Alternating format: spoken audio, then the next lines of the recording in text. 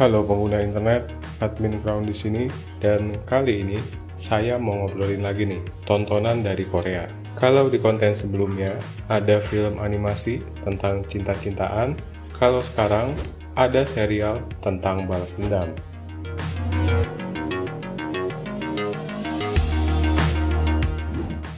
Mercy for None, judul yang sekarang mau diobrolin. Saya jadi nonton serial ini soalnya penasaran aja, sebagus apa sih gitu. Karena pas serial ini rilis, langsung jadi nomor 1 di top 10 serial yang lagi tayang. Dan ternyata emang pantas sih. Soalnya bagi saya ngehook banget ya ceritanya itu. Pas saya nonton episode pertama aja, langsung ngeklik gitu. Dan ujungnya jadi begadang, gara-gara nonton secara maraton.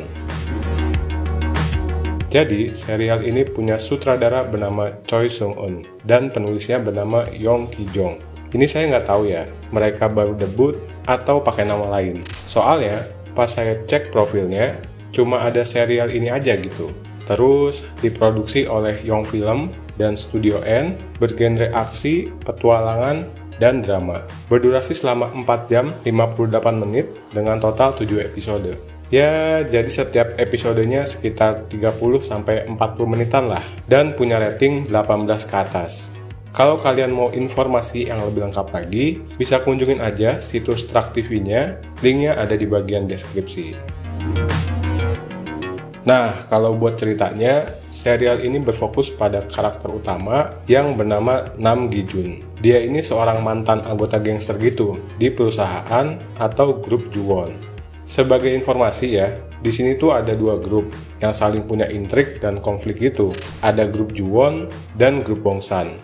Nah, balik lagi, jadi Gi-jun ini punya seorang adik yang sampai sekarang masih bekerja di grup Juwon. Tapi karena suatu hal dia harus terbunuh. Dan dari situlah Gi-jun harus kembali lagi ke dunia gangster karena mau membalas dendam atas kematian adiknya. Sekilas premisnya cukup sederhana ya, kayak cerita balas dendam yang lainnya lah. Tapi, semakin ceritanya itu berjalan, semakin mengungkap suatu hal yang tadi saya bilang, itu memberikan banyak kejutan sih, selama saya nonton. Oke, ini karena saya mau ngobrolin ceritanya lebih panjang, saya mau membahas dari para pemain atau karakternya dulu kali ya.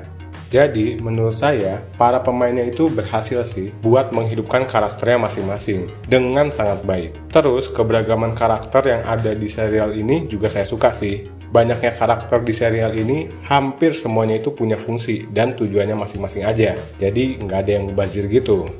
Ada 3 karakter sih yang paling saya perhatiin. Pertama, pastinya Nam Gi-junnya sendiri yang diperankan oleh So Ji-suk. Dia ini berhasil banget sih buat bikin karakternya itu punya aura kalau dia ini orang yang punya kekuatan dan disegani gitu sama orang lain. Kedua, Go Jung-mo yang diperankan Gong Myung. Selalu bisa bikin saya hela napas sih gara-gara kelakuan karakternya ini. Soalnya ngeselin banget dan rasanya pengen ikut nampol juga gitu. Dan yang ketiga, ya ini karakter sampingan sih, namanya itu pengacara Yun yang diperankan oleh Lee Sang-hee. Ya karena saya suka aja sih sama dia, jadi saya perhatiin banget gitu. Tapi sayangnya cuma sedikit doang sih bagiannya.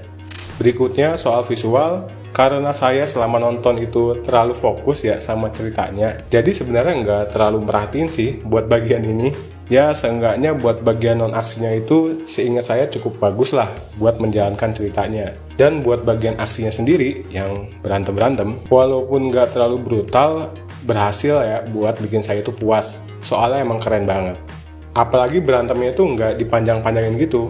Maksudnya, kalau lagi berantem kan biasanya kalau lawannya itu karakter yang penting bakalan lama ya. Kalau di sini nggak, semuanya itu sama, semuanya itu cepet matinya. Ya kecuali Gi-junnya sendiri ya. Ya intinya satset lah pokoknya.